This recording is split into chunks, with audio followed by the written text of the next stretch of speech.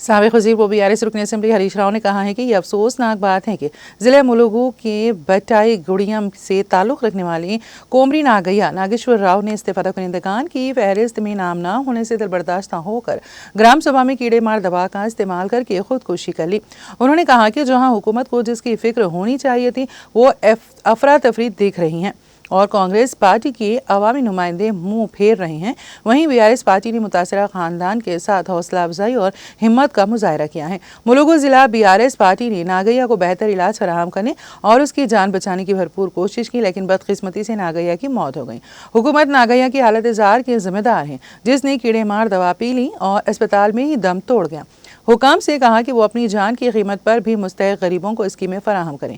انہوں نے کہا کہ یہ کانگریس حکومت کا ایک اور قتل ہے۔ ہریش راؤ نے سوشل میڈیا پلیٹ فارم ایکس پر ناگیا کی موت پر اپنی شدید رد عمل کا اظہار کرتے ہوئے کہا ہے کہ آئیے ان اسکیموں کو حاصل کریں جو ہمارا حق ہے۔ BRS پارٹی آپ کے ساتھ کھڑی رہے گی۔ ہم ریاست کے لوگوں سے اپیل کرتے ہیں کہ ہمت نہ ہاریں اور خودکشی نہ کریں۔